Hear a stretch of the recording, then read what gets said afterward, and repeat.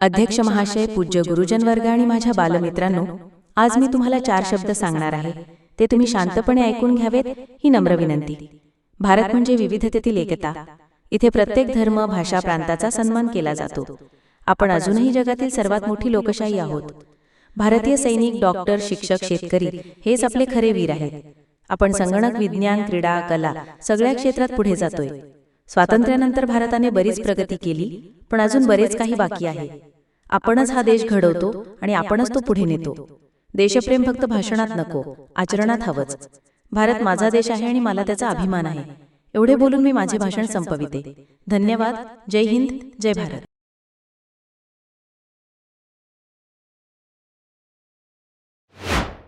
हे भाषण पाठ करण्यासाठी पूर्ण भाषणाचा स्क्रीनशॉट काढून घ्या आणि उमेश उघडे या यूट्यूब चॅनलला सबस्क्राईब करा. धन्यवाद.